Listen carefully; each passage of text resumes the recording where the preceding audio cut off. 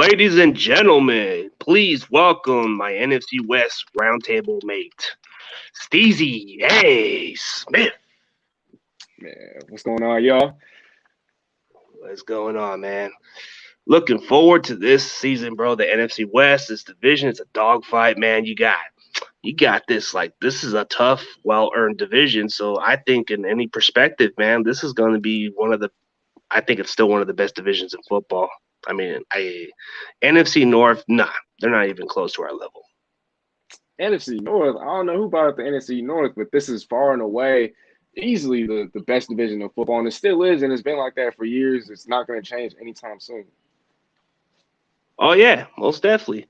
So the thing that's the interesting about this division, man, like nobody knows who's gonna win it. Like the Rams are like the pressure team because they did a lot of the most aggressive moves, but nobody's talking hmm about the Niners and Seahawks as much. It's like we're the quiet team. The Cardinals are like the sleeper team and all that.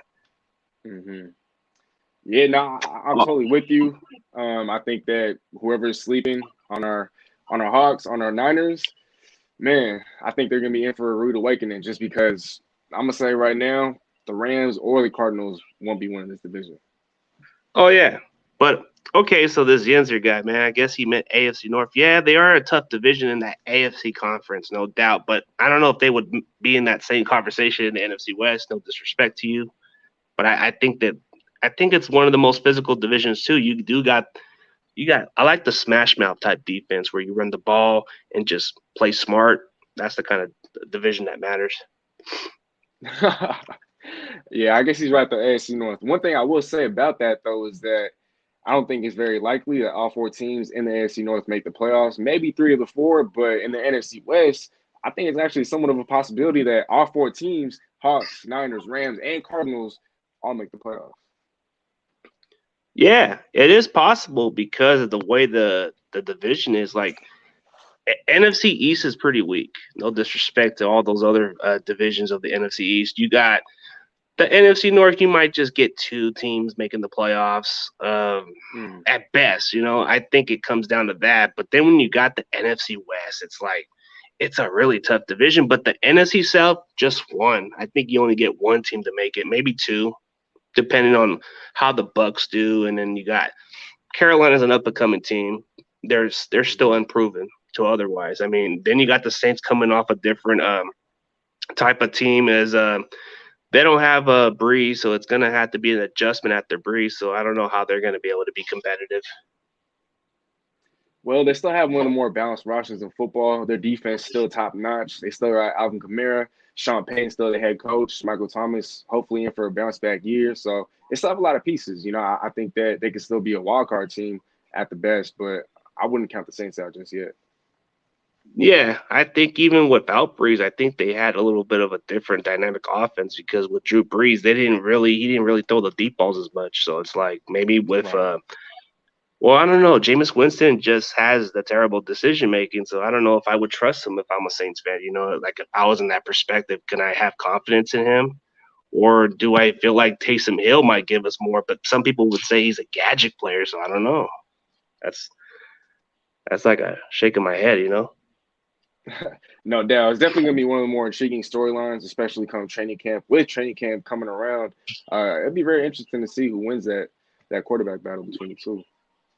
Yeah, I think whoever deserves it. Yeah. See, even when I'm saying like when he was playing for Tampa Bay, he had 30 interceptions, but he did have the most passing yards. But still, he was playing like Farvish a little bit. I don't know, Uh, man. Definitely to a lesser extent, but yeah, I mean, 5,100 passing yards, 31 touchdowns. So we know what we're going to get out of him statistically. I mean, yeah, he is a turnover machine, but at least he's going to be aggressive. He's going to push the ball down the field. He's going to be competitive. I mean, we all know that, this might be his only chance to come back into the league as a starter. And so if he doesn't win this out or if he performs disappointingly, then this could be it for him. So I think that he's going to be highly motivated this upcoming season.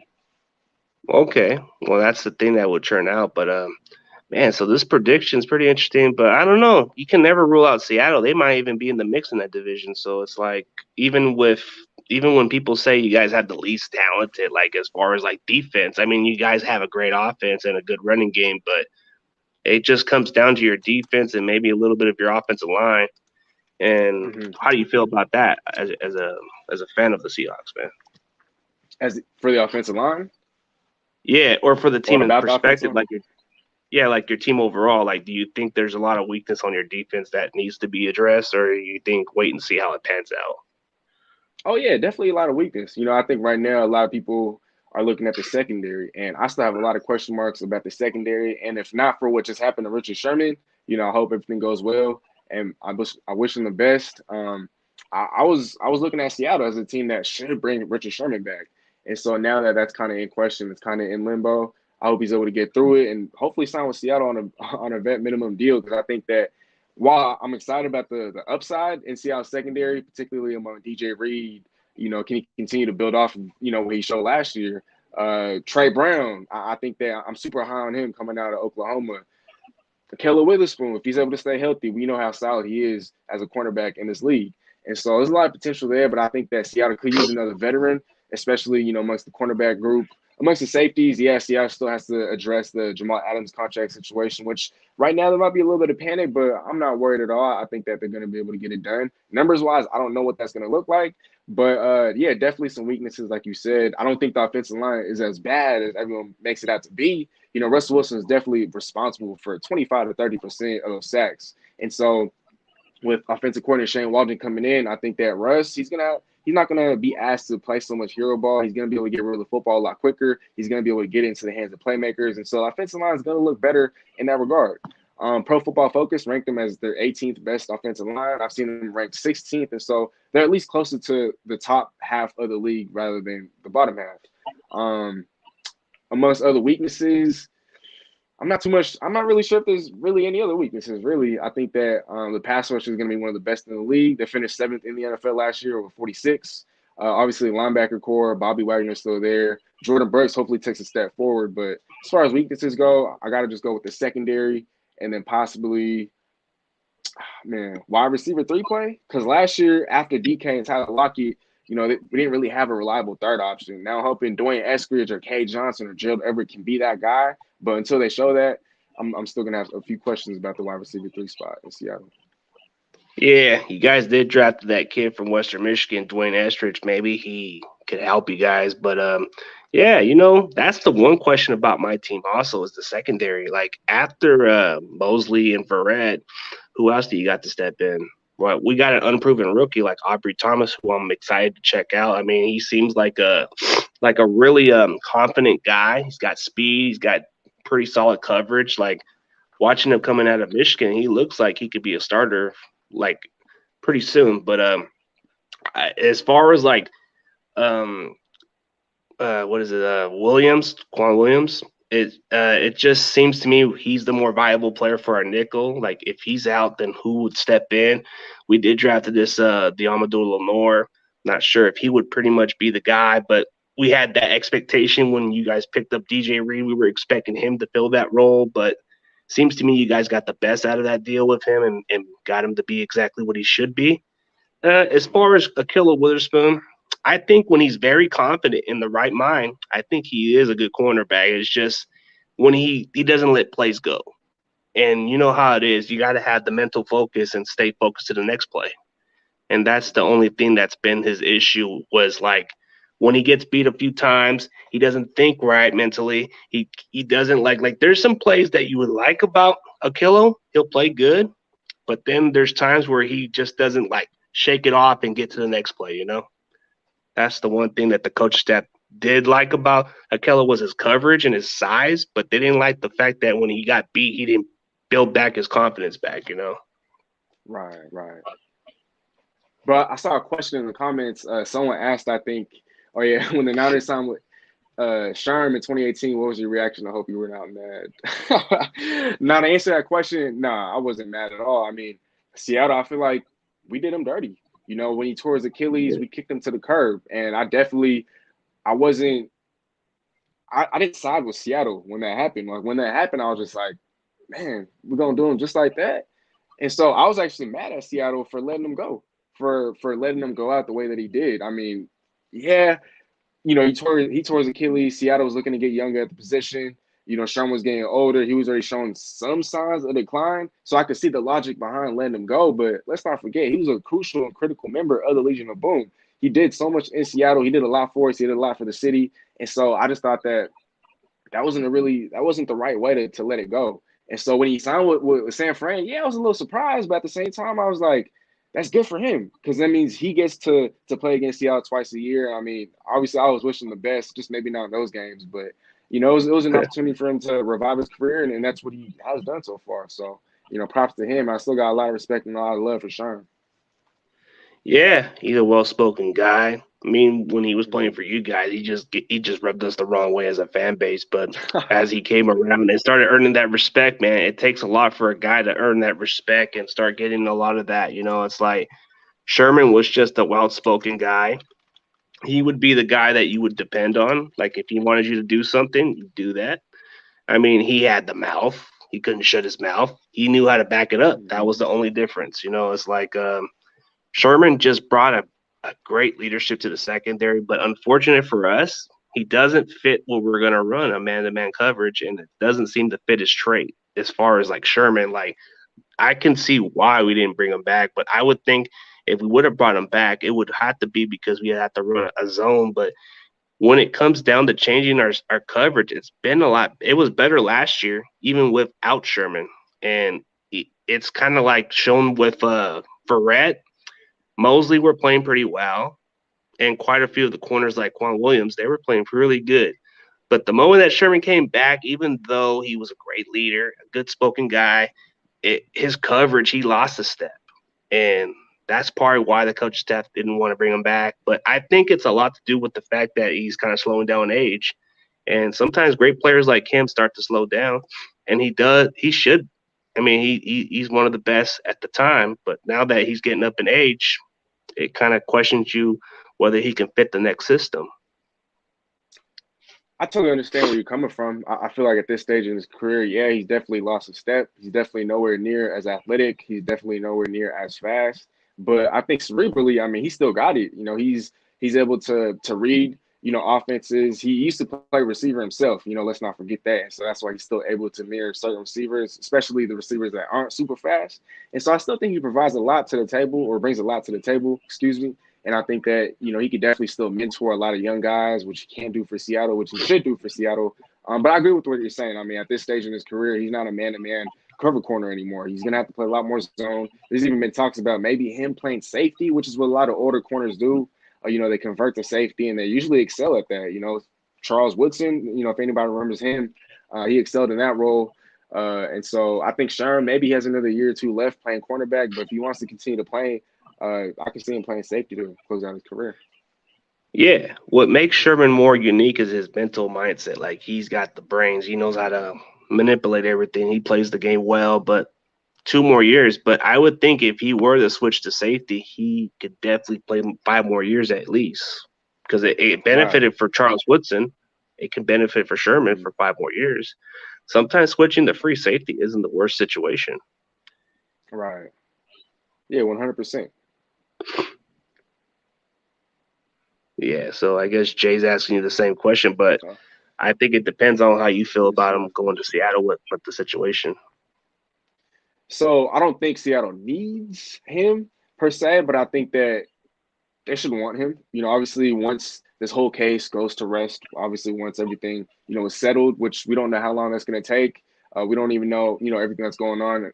I think he's had his hearing. I'm not sure if it's gone through yet, but obviously, if all that stuff is aside, yeah, I'd want for Seattle to sign him, bring him back. Hopefully, he can finish his career here in Seattle, just because I think that he'd bring maybe more to the locker room and to the younger players than he can on the football field. But that's not to say that he won't be able to bring anything, to the field, skill or talent wise. He's still got, a little bit left in the tank. But I feel like he'd bring a little bit more value as a guy that could possibly coach up and mentor the younger players here in Seattle. Yeah, he's a student of the game and he does bring a lot to the Mhm. table. But it's like, yeah, he would be great for the younger DBs. Like he's helped a lot of them over the years. So it's like I think a guy. I mean, you're probably thinking like when your team signed Kello, he was under the wings of Sherman when Sherman did mentor him a little bit. So maybe there's something in him that you guys see that we just lost confidence in. But I think Sherman does bring an effect to a lot of DBs. Like Aubrey Thomas even says he looks up to the guy. He likes his confidence. He likes the way he played the game. Then you got somebody like Swagger. Yeah, Diamador Lenore, he knows Sherman way back, so he's got that connection. So anytime that Sherman were to anytime the Lord needed some questions, he can always hit up Sherman and give him some advice. So it's like they got that up close connection in LA or something. Just to kind of address what Jay said in the comments, he said Sherm looked better in the red and gold. I'm not gonna lie, he didn't look better, but it definitely looked pretty good, you know. And I know you guys are the rival, you guys are the enemy, but man, red and gold does look good. And so, you know, yeah, I can't lie, you know, red and gold look pretty good, but it's not gonna beat green and blue. Not over here in Seattle.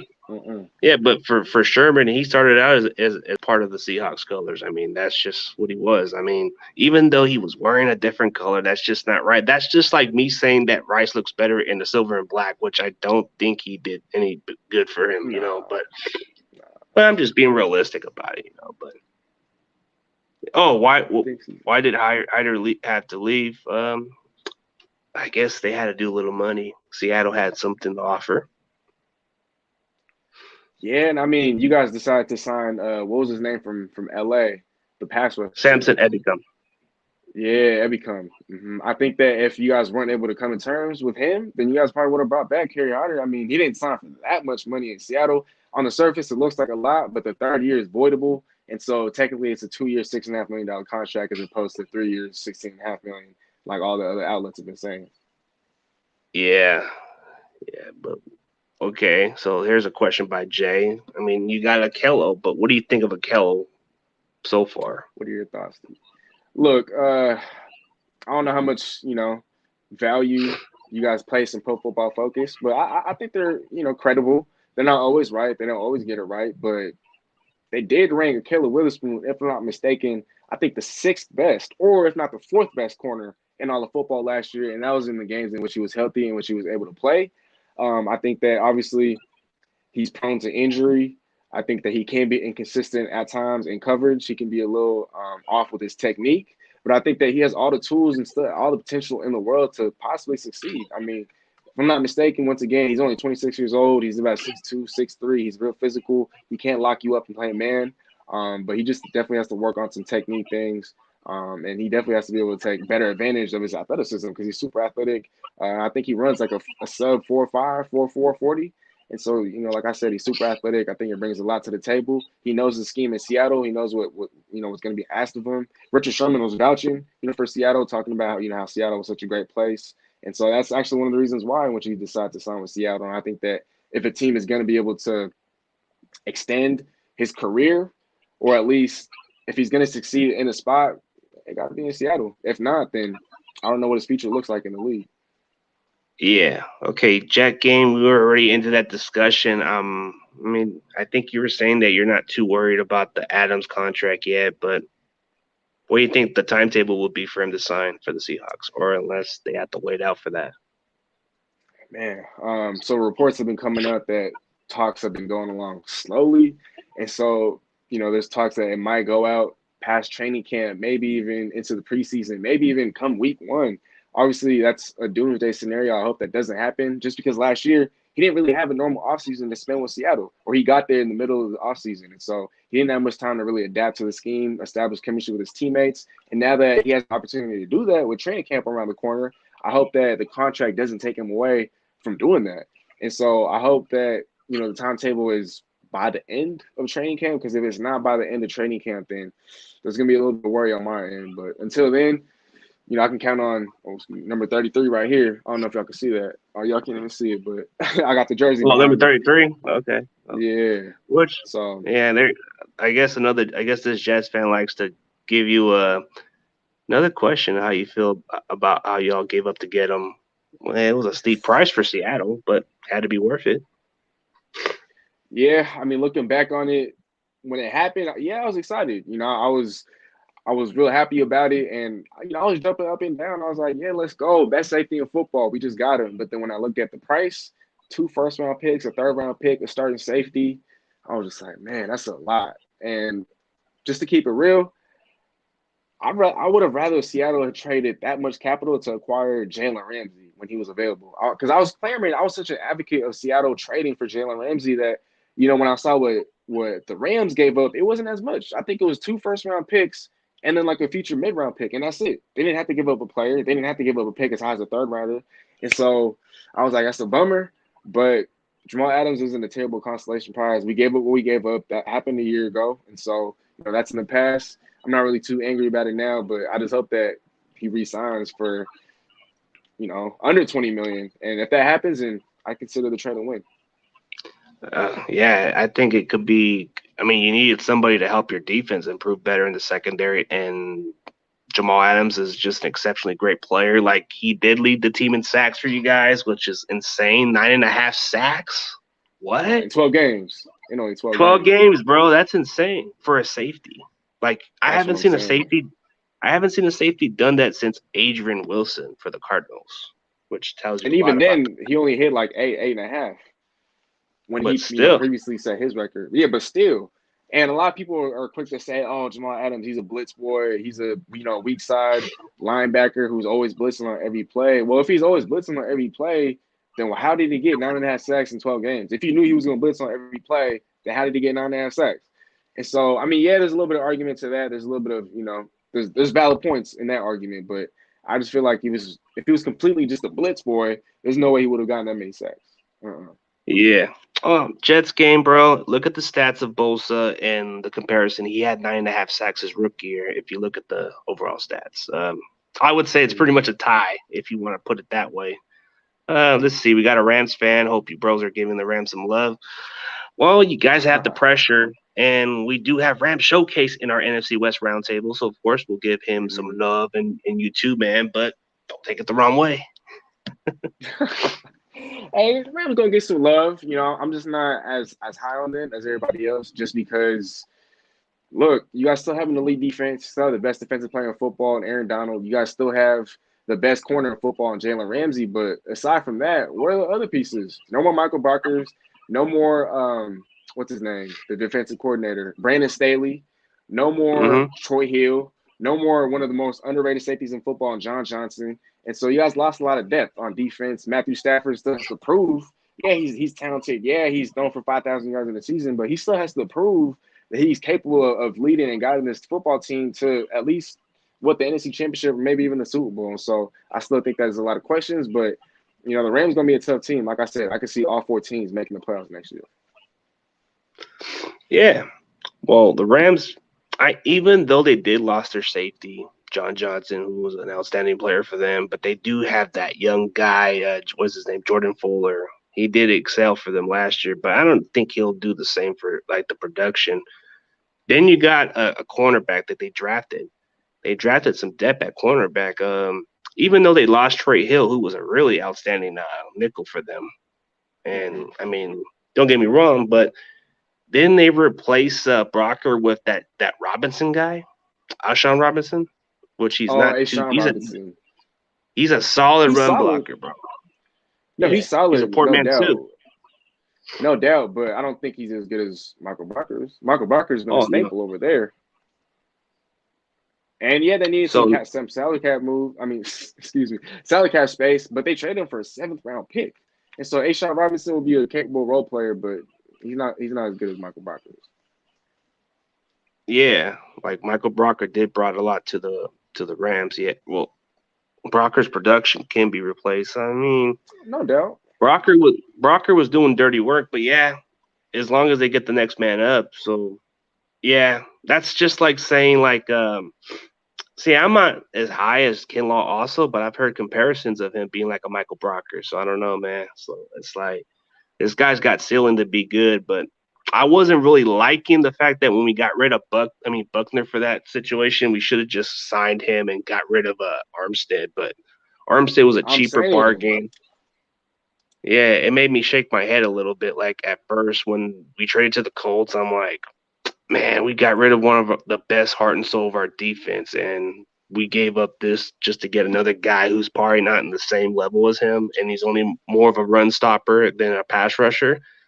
Buckner had every skill set. He was a pass rusher, a solid run stopper too. He was like a really good player. But to bring back Armstead, who was just in my opinion, he was very overrated. Because when he didn't have the best talent around him, He barely registered 3 sacks. But when he had the best defensive talent around him, he had 10 sacks.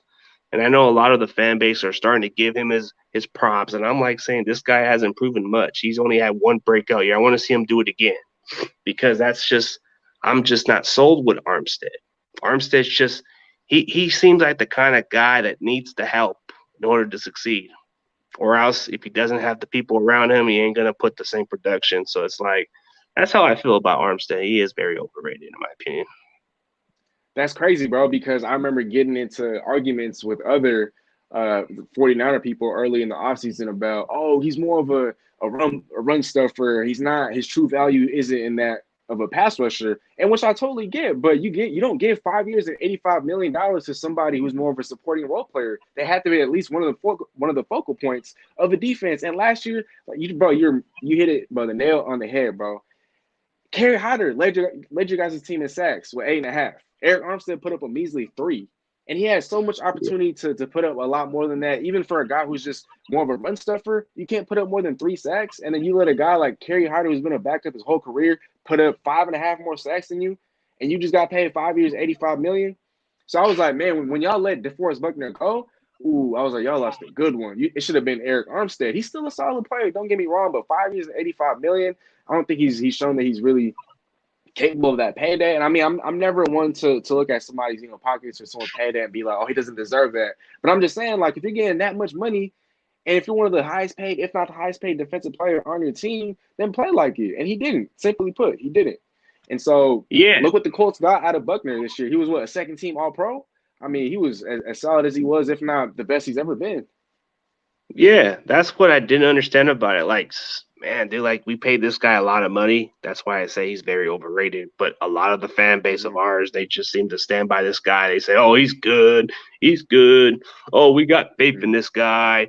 And I'm just shaking my head and say, "Dude, this guy only had one season, one good year. We could have just kept Buckner, let the guy go. We should have just let Mm-hmm. Armstead go. I'm pretty sure if he would have went elsewhere, they wouldn't pay him that kind of money."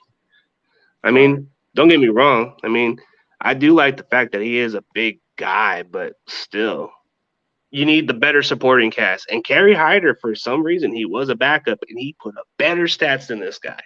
And he was a good run stopper too. That's what we're gonna miss about Right. Kerry Hyder was he was very capable. I think for Seattle, they think maybe we can get this kind of guy. And we shall see. I mean, he did a fabulous job last year. And with Hyder, he can also play 3 techniques. So he's versatile along the defensive line. He could rush from the outside, he could rush from the inside, he could move him all over the place. And so he also did have a year with I think it was the Lions. He had 8 sacks or like 8.5 sacks. And so, last year it wasn't a complete fluke. And just to address people in the comments, I know sacks aren't everything. And yes, Eric Armstead was, receiving double coverage in terms of, he had 2 blockers on him from time to time, but it still just didn't look to me that he was the dominant player that was worthy of 5 years and $85 million. So that's just where I'm Yeah. coming I from. mean, yeah, like he wasn't worth it. Like maybe he was worth maybe about like $10 million just for his type of play, but it's like the thing with the difference with Kerry Hyder is I'm just this will be the one question for you as a fan of your team. Are you gonna get the Kerry Hyder of last year, or are you gonna get the Kerry Hyder who's been going from team to team? Because if I remember correctly, Chris Kasarik was coaching him down Detroit also, and he made him break out. And then when he came to San Francisco, he broke out. Like if you look at his overall journey, he did go from the Cowboys and quite a few different teams, right? And he didn't produce the same amount of production, but still, see, I want to see if he's going to be very productive for Seattle. Does he need that same guy to help him, or you think he might be okay? We shall see. Well, earlier I talked about how I feel like Seattle's defense is loaded, especially in terms of, or just in terms of the pass rush. Carlos Dunlap, assuming he's re-signed. Jamal Adams, let's not forget. Um, who else is over there? Kerry Hyder. There are a lot of guys that I'm really confident in. I feel like Darrell Taylor, he's going to step it up. Alton Robinson had 4 sacks as a rookie. Rasheem Green, he led the team in sacks a couple years ago. Uh, Benson Mayowa. And so there's a lot of depth there. And I feel like, with the amount of depth that's available on the defensive line or that's there, I think Kerry Hyder, he doesn't have to put up 8, 9 sacks. I don't see him putting up 8 sacks, but I think somewhere in between the 8 that he had last year and what his whole career has really been. And I think that he had some unfortunate years in Dallas. He tore his Achilles, I think, or he tore his Achilles or his ACL, excuse me, one of the years, and then he comes back. He didn't get much playing time because of the torn ACL, and then he gets let go. He goes to Detroit, and then he has that 8.5 sacks, and then they let him go. And so I really think that we haven't seen the best of Kerry Hyder yet. I still think that the best version of him hasn't yet been seen in the NFL. And so, again, I'm going to say I'm not going to expect 8.5 sacks, but impact-wise, I think he's going to have a lot of impact, and he's going to help out a pretty loaded pass rush here in Seattle. Yeah, I mean he's got a motor. He is a good run stopper, very versatile. Like you can even play him in the interior defensive line also, or even just kick him in at the end, which he did a lot better than Armstead. I mean, yeah, Seattle does they got Dunlap back, which I thought when you guys cut him, you weren't going to bring him back, and it just like I guess you got him for a cheaper deal. Mm-hmm. This guy's funny. Man, like I'm telling you, man, it's nothing but love with these fan base, but still, man. Hey, always, So okay, bro. yeah. So you can ask me any question about the team, and then we can discuss about how our followers can tune in for the NFC West Roundtable. Whatever you want in mind, bro. You're the guest. Okay, yeah, bro. Who would you rather see start to begin the year, Jimmy G or Trey Lance? That's a tricky one. Depend on who does good in training camp and preseason. But if I had to choose right now, it's Jimmy G for right now. It's like I gotta see how the kid does. I mean, I don't want him to be throwing the fire. But if he is ready, I'm all in for Trey. But at the moment, it's got to be Jimmy G. Okay, well, there's been a lot of hype, behind Trey Lance. Obviously, you guys gave up a huge chunk of the future to acquire him. Do you have as much faith in him as the Niners do, or how are you feeling about his future here in the league? I think that I do have a lot of confidence in him. I just want the guy to be ready.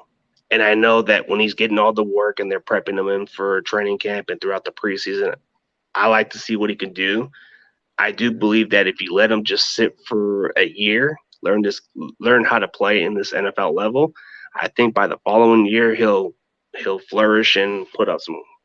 I'm not saying he's going to put up Patrick Mahomes numbers, but he can elevate and be like an up and coming guy. But at the moment, I believe that this is a win-win for us because even with Jimmy G starting, it doesn't really hurt us at the quarterback position because last year when Jimmy G was injured, you had Nick Mullins and CJ Beathard. We were in deep trouble after Jimmy G was out. So now that we have a good quarterback room, I don't feel like it's going to be an issue now. Trey Lance can either be the starter or he can either learn and do well next year. That's how I feel about him. Okay. How many sacks for Nick Bosa this upcoming year? What's my prediction?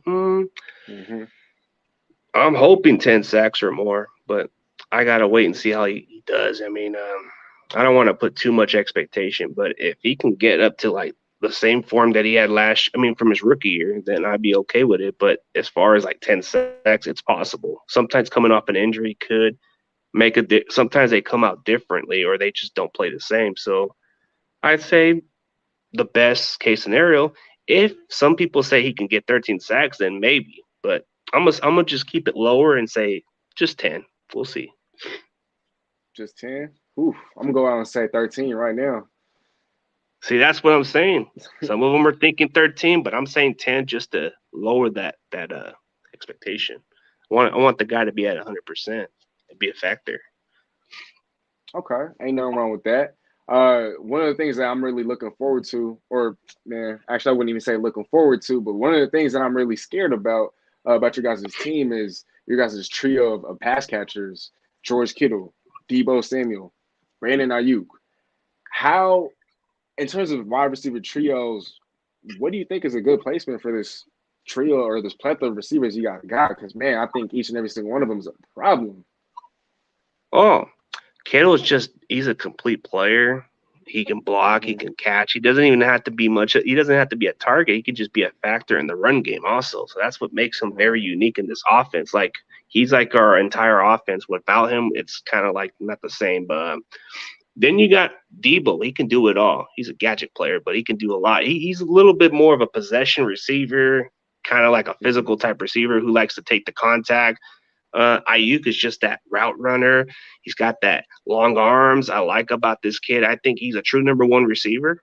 And Mm. it's like after those receivers, that's the only concern. After that, we don't have a number three receiver who can be in. Like we had high hopes with Jalen Hurd, but he's been injury prone. Richie James, there's some promising with the kid, but it's just it doesn't seem like the coach staff are very confident in the guy. And then you got Mhm. guys like Jaquan Jennings, who's like coming into his own this offseason, and he kind of like lost some weight and got a little faster and looks a little bit more sharper than he ever was. So that might be a dark horse. Sanu, I don't know. There's been some buzz about this guy, so hopefully it's a good thing. But as far as like the tight end room, Kittle, no doubt. Ross Dwell is like one of those most underrated players on our team. Like he does a lot. Like he doesn't get talked about much as a like he can really catch the ball when given the opportunity. Third tight end, I do like that Michael Pruitt guy, but I don't know. It depends on Charlie Warner and him competing for that third spot. Maybe they'll keep four tight ends, and that Josh Patterson seems like maybe a practice squad or developed tight end. Okay, no doubt. You play fantasy football? Yeah, I play fantasy football. Are you playing this coming season? Yeah, I got like I'm in two different leagues right now, so I'm trying to like see if anybody else can invite me to the fantasy league. I'm down. Okay, no doubt. Well, the reason why I asked is I wanted to preface my question by putting that out there. Now that you've answered yes, so in drafts, Darren Waller and George Kittle are being drafted in about the same range for the upcoming fantasy year. Well, obviously, we all know that George Kittle is the better player, right? But just in terms of Mm-hmm. fantasy, which one would you take? George Kittle or Darren Well, Waller? uh, realistically, man, I know Kittle's a great player. He does everything, but if you want the points in fantasy, you got to go with Darren Waller. It's like this Okay. guy does. He puts on the stats, but Kittle he does the dirty work. He doesn't give you a lot of the touchdowns. With Darren Waller, Right. you do get touchdowns. You get catches, yards, all that with Darren Waller. But yeah, I'm 100% with you. I've already participated in a few mock drafts, and I'm always faced with the decision of, man, which one do I want? Because they're both elite tight ends in football. You know, it's not getting twisted, but statistically, yeah, one has a higher ceiling than the other, and so that's Darren Waller. Um, Yeah. okay. So last year, I think San Fran, if I'm not mistaken, statistically they finished as a top five defense. You know, with everyone healthy, do you think that they can put up another top five performance, if not better? What for the defense? Just the defense as a whole. Oh, you mean the Rams defense? No, the Niners. Oh, the Niners team. Oh yeah. Well, top five we did finish, but it depends on how D'Amico Ryan's is. It seems like the way how the coaching staff is and the players, they're really buying into D'Amico Ryan's type of defense. I don't know if it's gonna be the same without Robert Saleh because Saleh did bring a lot, but Mm, maybe it could be better because when the Rams lost their DC, they had Brandon Staley in it, and they didn't miss much of a beat. So maybe with D'Amico Ryans, we might just have the same beat, and it might not just miss a beat one bit. Maybe it'd be a little bit better because we might blitz a little bit more. We might do a lot more aggressive style. So I think we might be a top five defense if we can stay healthy.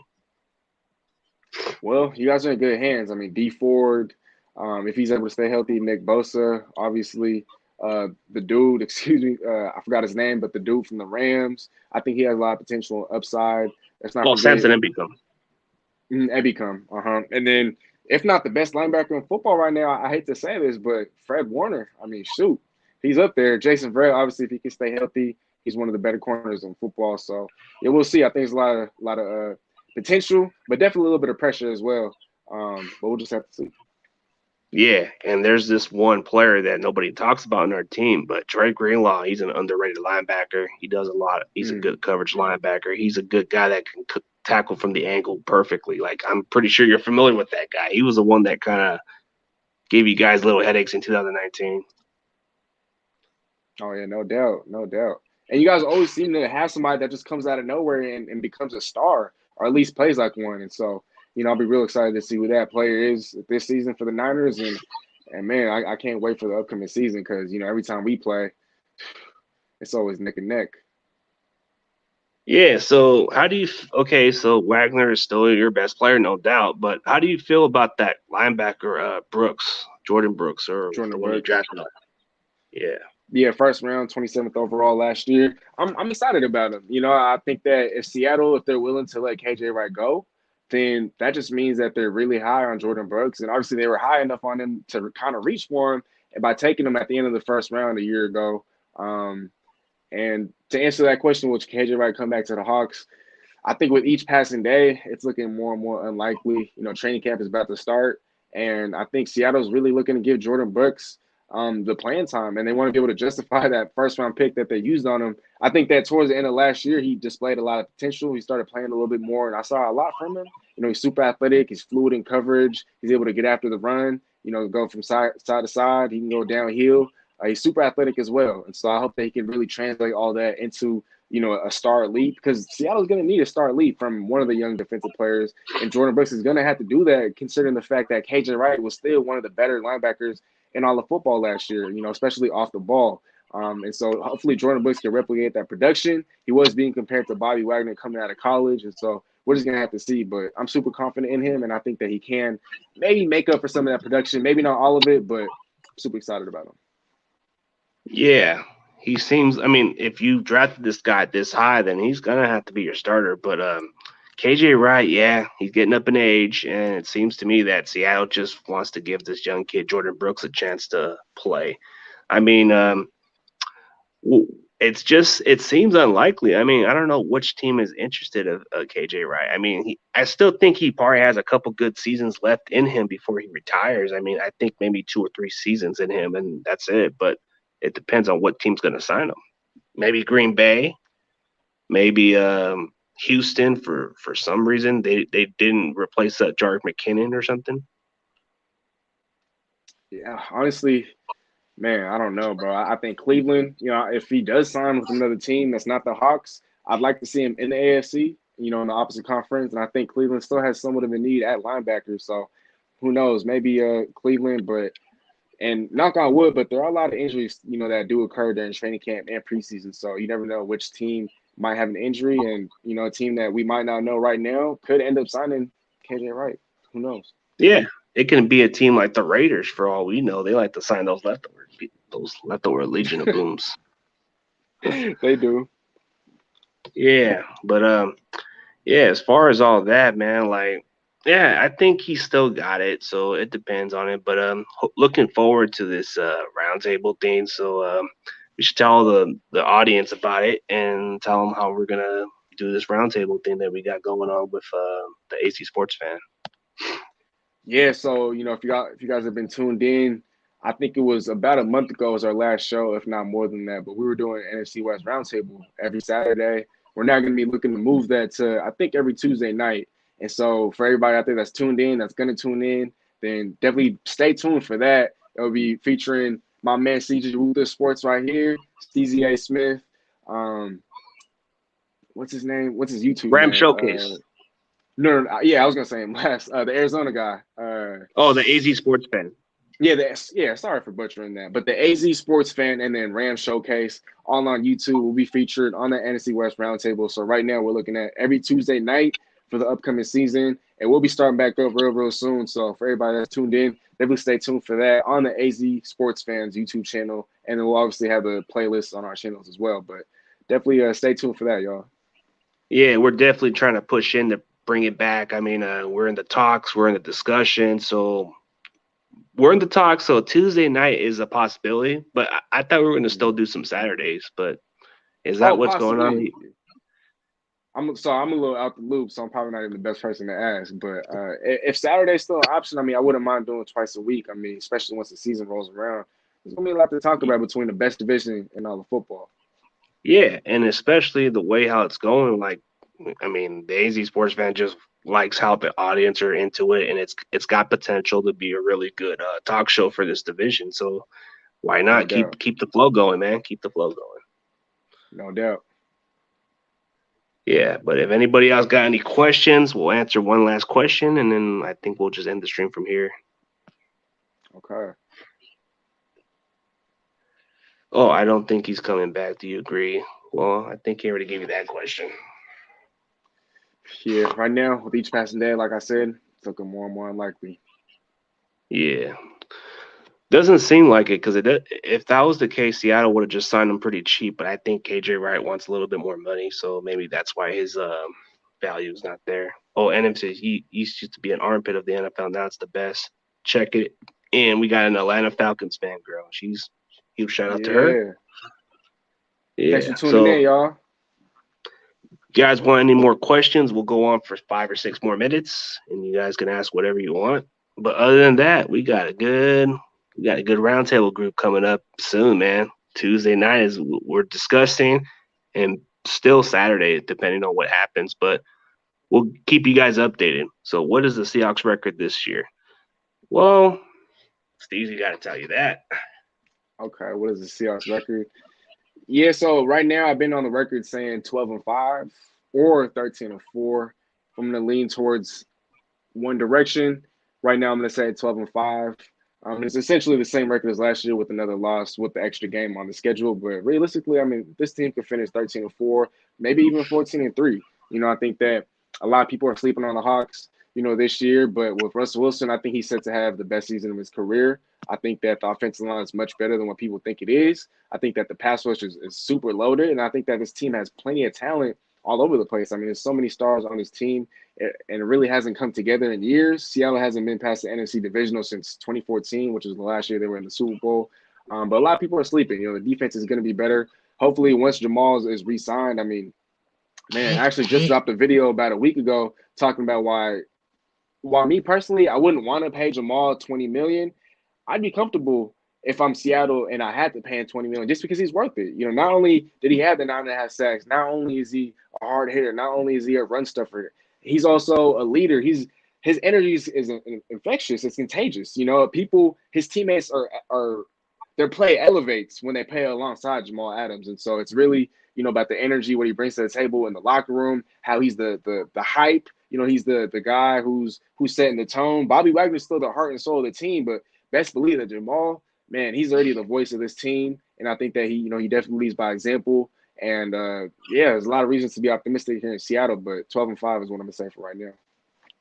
Okay, so you feel that 12-5 is the record. Okay, I mean it's understandable because anytime somebody underestimates you guys, you still have Russell Wilson, you still have Pete Carroll, so it's still possible. I mean, maybe a change of a play caller does help your offense get better because of Schottenheimer was, I guess, not that great of a play caller. So maybe Well, with that new. my bad, bro. Yeah, I was just gonna say. I mean, yeah, he was an okay play caller. He wasn't really mixing it up a lot. He was very vanilla, and he wasn't really innovative. And especially when it came to third down, I mean, my goodness, Seattle was one of the worst teams in all of football last year in terms of third down. They were in the bottom 10 and converting less than 40% of their third downs. Some of the best teams in football were converting damn near 50%. And so for a team to have a guy like Russell Wilson at quarterback, that's just truly unacceptable. And if Shane Waldron is really going to elevate this offense, it's going to have to start with third down. Yeah, third down has been like a little bit of your issue at times because sometimes when you guys convert those third downs, sometimes like for you guys when you have your first two downs, you guys are on a roll. But when it comes to the third down, that might be the only issue there. So maybe that's why you guys wanted to upgrade your play caller, and maybe that's why what Shane Waldron probably brings to the table is something familiar to what the Rams and the 49ers offense are similar to. I think you guys are going to do a little bit of a West Coast offense, right? Yeah, definitely more West Coast staples. Seattle's going to run more three wide. I mean, with Shane Waldron coming over from LA, that they ran a lot of three wide, and so we're going to see a lot more times where there's three receivers on the football field. And Seattle's still going to run the football. Don't get me wrong. There's going to be a lot of play action, but Russ Wilson is going to get rid of the football a lot quicker. He's going to put the hands in the he's going to put the ball, in the hands of playmakers, and he's not going to be playing superhero ball all the time, always looking for the deep ball. So I expect a lot more in terms of the shorter routes, quicker routes, intermediate routes, getting rid of the football quick. Oh yeah, most definitely. All right, huge shout out to Bay Area Baller. I will see you tonight, but it's probably going to be on my shift time. But hey, Bear, I'm looking forward to it, man. You got a great content going on, man. Even though I call you Grant Cohn Jr. a little bit because you're doing a little bit of those little sketches here and there, but hey, it's all good, bro. I mean, go check out this guy's channel. He's got Nothing Coming channel. Like, he's done a little bit of his streams where he gets people called in and all that, and he does a little bit of mix of everything. I think he does like basketball also besides football. He does a little bit of everything. Tommy Huxley, man, this guy can be a funny guy, but he does his guitars. Enjoy My World. Guess she comes from the Falcons. You know, she's cool. She's been nothing but nice to me. Jay, man, I've been seeing him around often now. So it's like before that, he would usually go to Jay and the Bay streams all the time. Mm-hmm. But yeah, man, it's all good, man. I appreciate you coming to the show. And dude, we're definitely gonna have a good NFC West roundtable coming into the season. So I think this is gonna be great. So Nah. Hey, no doubt, bro. Again, it's a pleasure doing this, bro, for real. Thanks for having me on the show, bro. Definitely a little overdue. I'm definitely gonna have you on my show in the future. I just gotta get some technical things figured out. But to everybody out there oh that's been yeah, tuned in, my bad. To everybody out there that's been tuned in, bro, thank you so much for tuning in. If I get a chance just to plug myself, bro, at Steezy Smith, primarily on YouTube, but you can find me on all other socials at Steezy Smith, SteezySmith. But before you even look me up, don't forget to, if you haven't already, subscribe to my man right here at CG Ruthless Sports, all socials. Hit that subscribe, tell a friend and tell a friend to also hit that subscribe. Once to do that, tap in with me. yeah, man. I'm more than open to go on your stream anytime you have that situation, man. Like I'm open, like for even for Ram Showcase or any of you guys YouTubers that have your own stream, I'm more than open, man. Sometimes I want to take a break on my stream sometimes, man. But No doubt. yeah, it'd be awesome, man. But how am I doing, Corey? I'm doing great. I can't complain. It's sunny today, not that hot like the other day. Yeah, other than that, man, catch Steezy Smith at 49ers Ultimate Report later on at 5 p.m. So stay tuned. Will probably watch a little bit here and there before I get to my job. So yeah, man, it's gonna be interesting. So let's just give you your final saying, and we're just gonna end the stream from here. Okay, yeah. She already kind of said it, bro, but yeah, I just want to say thank you again. Thanks for having me on, bro. This is fun. Every time we talk Seahawks and Niners, it's always something to talk about. So, again, if you haven't already, or if you're not too afraid to subscribe to a Seahawks-based or a Seattle-based YouTuber, at Steezy Smith, SteezyASmith, primarily on YouTube. But all the socials, you can catch me at Steezy Smith. I don't just post Seahawks content, a lot of NFL content, NBA content. My team and I, we're looking to incorporate baseball, soccer, UFC. I already do boxing. And so there's a lot of other stuff on my channel, not just Seahawks stuff. So don't be afraid to hit that subscribe button, y'all. Show me some love, but only after you do so to CG Ruthless Sports on YouTube. Oh yeah, man. Appreciate it, man. But you know what, man? I'm doing exactly a little bit like you, man. I'm trying to like mix it up a little bit. Like mostly I'm doing wrestling too. So it's like it's kind of been helping my channel a little bit when I've been adding some wrestling content. So yeah, dude, do what you do, man. It's interesting. Sometimes people want a little bit of different. They don't want just football content. They want other sport content. So you gotta mix it up. So Mix that's it up. awesome, bro. Yeah, especially NBA. That's a popular thing too. So no doubt, bro. I'm more of a basketball fan than I am a football fan. As hard as that might be to believe. oh, okay. So what team you go for in basketball? I'm a Miami Heat fan. Oh, you're a Miami Heat fan, man. I guess you weren't taking that L from that finals against my Lakers. Oh, damn. Well, so my family, they're all Laker fans, or a lot of them are Laker fans, and so I'm always Oh, rooting for okay. the Lakers. I'm always rooting for the success. LeBron's one of my favorite players, and so it just happened to be two teams that I liked. Yeah, he said he likes the Heat. Also the Lakers though, so just to put that out there. Well, wait, I was just checking, and you said boxing. I don't Yes, really sir. watch So right boxing. now, Oh, he does boxing. oh yeah. Yeah, I do a little bit of boxing. I mean, mostly just some of the bigger name fighters. Obviously, especially Pacquiao. I've covered Pacquiao. I have a video on him, and I am going to cover the Pacquiao and the Errol Spence fight. So definitely a lot more boxing to come in the future on my channel. Yeah, it's gonna be interesting. I know there's a lot of people who like boxing too, so like I think for some people this is a better way how you can grow your channel. Mix it up a little bit. Don't try to just stick with football Exactly. because some people like the football content, but don't you get tired of not posting anything because of the football news? You want to switch it up a little bit. I know I can get a lot of Always. wrestling fans on my content. A lot of wrestling fans are into the videos, so it's like anytime I post a classic Jim Cornette video, it's already popping in, bro. It's like I can even do a wrestling review, and maybe it may not be a big, huge amount of views, but at least I'm getting some people to check it out and get a couple subscribers here and there. It's good. Getting some traction. Hmm. Yeah. So that's the yeah. See, oh boy, they yeah, Tommy, I have your application waiting for you. What? Yeah, before I go CG, I am a diehard boxing fan. Oh, that's cool, bro. I Oh, don't let's got nothing go. against boxing. I'm just not into it like everybody else. I'm into wrestling, sometimes a little bit of UFC, but I'm not like all in boxing. I know there's people that talk about Floyd Mayweather and a couple other boxers, but I don't really follow boxing like I used to. I used to watch Oscar De La Hoya, and that was a long time ago. I stopped watching it for a long time.